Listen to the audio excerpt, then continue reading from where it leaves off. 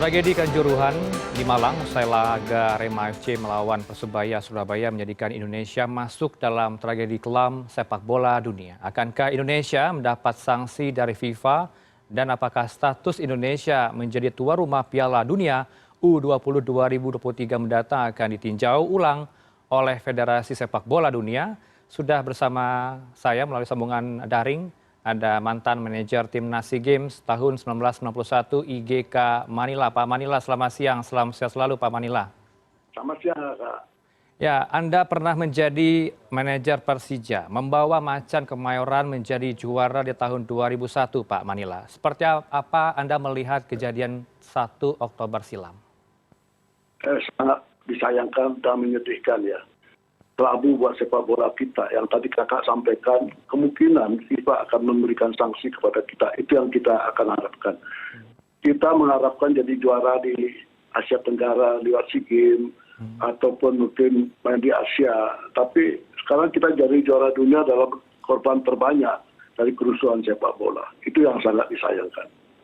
Anda menyayangkan hal itu, tapi kalau kita berkaca dengan tragedi-tragedi sebelumnya di luar Indonesia, Pak Manila, jumlah korban juga banyak, Pak Manila. Lebih dari 300 orang, saya catat di Lima Peru, tahun 1964. Dan sejauh ini yang saya himpun juga belum ada sanksi dari FIFA terhadap sejumlah tragedi sepak bola yang terburuk juga di negara lain. Komentar Anda? Ya, mudah-mudahan saja. FIFA kan ada eksekutif komitenya. Mereka akan berbicara lah siapa.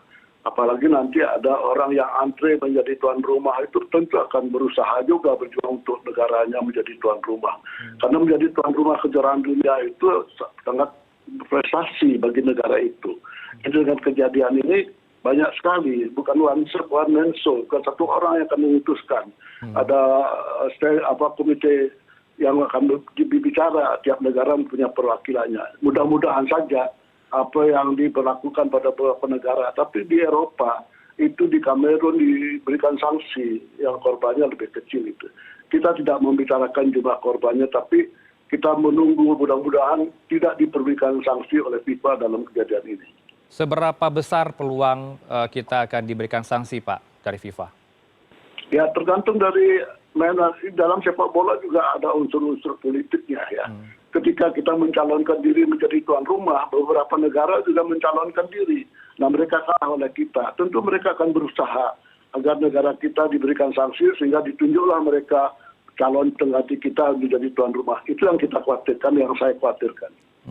Sebenarnya indikator yang menentukan layak atau tidak layaknya sebuah negara untuk menggelar event besar di sebuah pertandingan seperti apa? Apakah dari segi pengamanan, penyelenggaraan, pengamanan, dan juga pengendalian masakah di sebuah stadion, Pak Manila?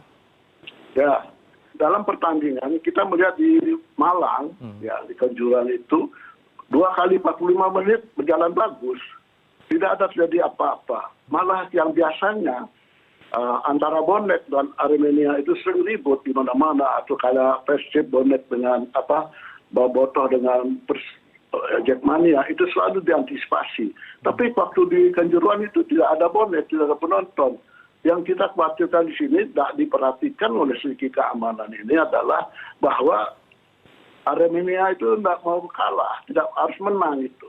Lihat aja lagu-lagunya harus menang. Kalau tidak menang dia akan tidak mau pulang, mau tinggal di lapangan. Kalau perlu pun mati di lapangan. Jadi lagu-lagu ini sudah menggambarkan juga bahwa mereka itu tidak menerima kekalahan yang sudah 23 tahun tidak pernah kalah di kandang sendiri.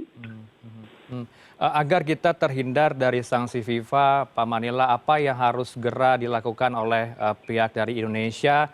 Apa yang harus dibenahi kalau sudah ada tim gabungan independen pencari fakta TGIPF sudah dibentuk 2 minggu paling cepat untuk menentukan siapa yang akan bertanggung jawab? Apalagi yang harus dikerjakan oleh kita saat ini?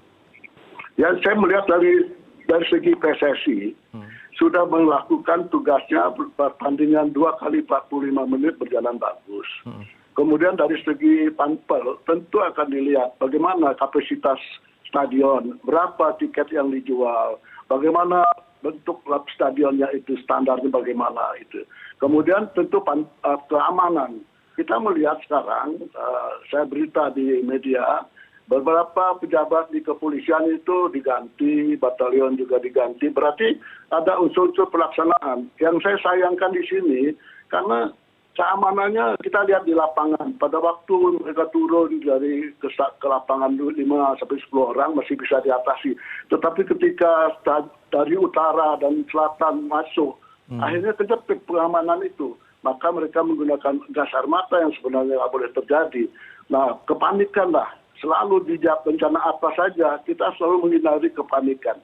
Panik mereka ingin berebut keluar, tapi akhirnya tempat yang mengizinkan itulah. Dan keterangan dokter yang kita baca di media, kebanyakan yang meninggal itu karena terinjak-injak atau karena terganggu pernapasannya. Baik, tadi sudah ada konferensi pers ya Pak Manila dari Kompolnas di Malang menyatakan Pak Albertus Wahyu yang menyatakan bahwa dirinya menerima informasi 5 jam sebelum pertandingan sudah digelar apel dan tidak boleh membawa senjata tajam bagi pihak kepolisian ataupun peralatan-peralatan lain yang diduga mengancam korban nyawa. Kalau Anda melihatnya sejauh mana kepolisian dalam hal ini untuk melakukan pengamanan dan juga memberikan rasa aman, hal persuasif lainnya kepada penonton ketika saat pertandingan? Dan sekarang sudah diinvestigasi. Apakah ada rencana pengamanan itu kita lihat aja. Rencananya gimana? Kita buktikan saja dari beberapa pejabat diganti kan itu Kapolri maupun Panglima TNI sudah mengambil action ya, tindakan berarti ada suatu pelanggaran kesalahan di sini. Dan saya melihat ini sebenarnya secara pertandingan sepak bola 2 kali 40 menit sekali lagi saya sampaikan berjalan bagus. Kita nonton, tapi begitu peluit akhir dibunyikan, jadi mungkin mereka lengah, hanya terasa bahwa mereka turun karena tidak menerima kekalahan mereka. Ya, itu kita tidak tahu. Arema itu 23 tahun. Saya dulu mau Persija ke Malang nggak pernah menang kita. Dan kalaupun draw saja kita masih kena lemparan pulang dengan diantar ke kepolisian dengan rantis kendaraan taktis itu. Baik. Jadi ini yang ada. Dilihat di gambar-gambar aja lihat. Keamanan yang di lapangan itu sudah kejepit. Gitu. Dari utara dan selatan sudah pada turun. Sudah diatasi masa yang begitu banyak. Nah, dikeluarkannya gas air mata mereka ini sudah korban 2. Kalau tidak diambil tindakan itu, mungkin akan lebih banyak lagi dari aparat keamanan. Dan kepanikan ini yang saya melihat yang menyebabkan kebanyakan korban itu. Anda melihatnya ada dugaan prosedur yang dilanggar oleh kepolisian dalam hal ini? Biarlah tim investigasi yang memeriksanya itu ya. Kita kan melihat hanya di tayangan televisi bagaimana rentamnya saya juga belum tahu gitu. Biarkan serahkan dulu tim investigasi. Tapi yang menurut saya segera PSSI, pemerintah berusaha agar nama kita tidak dipertaruhkan dengan hukuman yang diberikan oleh FIFA nanti. Itulah usaha kita sekarang keluar. Ke dalam sudah dilakukan, keluarga yang ditinggal oleh mereka sudah diberi santunan. Tapi kita keluar harus kita jamin bahwa FIFA tidak akan memberikan sanksi pada kita. Ya, Pak Manila, tidak ada pertandingan seharga nyawa. Olahraga seharusnya menghadirkan kebahagiaan, bukan korban jiwa. Pak Manila, apakah insiden memilukan ini menjadi duka mendalam dan kemunduran bagi olahraga di Indonesia saat ini?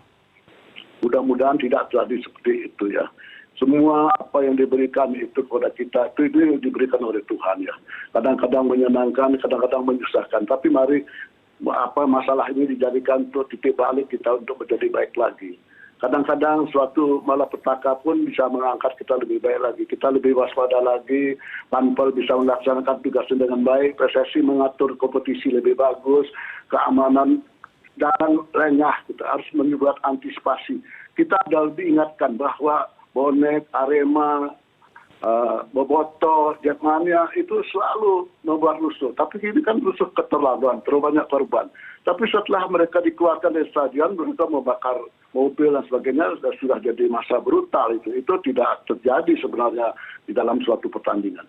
Anda pernah memimpin Pak Manila, manajer sebuah klub yaitu Persija ya, membawa Macan Kemayoran menjadi juara tahun 2001 silam. Apakah Anda punya pengalaman, ada edukasi yang telah diberikan kepada supporter ketika pertandingan berlangsung? Seperti apa gambarannya? Kita kan, kepala saya ini kalau pakai manajer pakai helm kan lucu. Tapi kadang-kadang kepala kita kena karteng kalau kena gelas-gelas plastik sih nggak apa. Kadang-kadang disiramnya kotoran air kencing dan sebagainya. Di mana-mana tuh, apalagi main di Surabaya, main di Malang, main di Bandung, di Medan juga sama, hampir sama. Kita kan home away. Kalau kita main di Persija, kita serahkan pada panpel dan tetamu kita berbagai. Tapi kadang-kadang ya, saya tiap main di Bandung pulang itu dari ke hotel, dari tempat pertandingan selalu mengambil kendaraan taktis, rantis. Gitu. Karena apa? Diselamatkan kita oleh mereka gitu. Karena mereka nggak menerima, apalagi kalau kami menang gitu. Di Bandung saya 2 kali main di sana, 2 kali menang. Tapi di Arema karena diantisipasi, janganlah menang lah. Dulu aja kita masih, kepala kita nggak aman gitu dari ini. Baik. Terakhir saya minta dari Anda, harapan Anda ke depan seperti apa? Apakah perlu pertandingan itu tanpa penonton, Pak Manila? Kalau tanpa penonton itu aromanya tidak bagus itu. Saya kalau punya waktu tidak usah nonton di televisi, lebih di lapangan. Aromanya beda, suasananya beda. Ini bagi yang senang bola, yang nggak senang bola ya nggak mungkin ya. Ini kalau kita ada pencipta bola, kalau di lapangan lebih enak itu suasananya. Tapi sekali lagi saya sampaikan kejadian ini jangan kita terus berhenti gitu. Kalau sepak bola tidak ada penonton, tidak ada artinya. Karena klub itu perlu uang, perlu dana, sponsor, sebagai mungkin sekarang perlu dibenahi apakah pertandingan malam itu bagus atau tidak, mungkin itu. Karena tayang televisi, karena sponsor yang paling besar kan tadi televisi. Jadi mereka punya jam tayang jam berapa. Kalau zaman saya jadi manajer kan mainnya jam 3 sebelum maghrib sudah selesai gitu.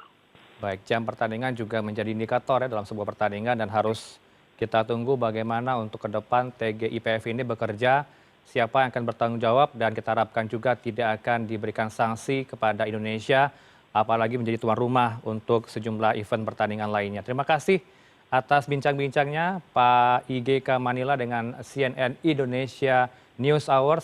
Sehat selalu, selamat siang Pak Manila. Selamat siang, sukses selalu, bola kita maju berikutnya.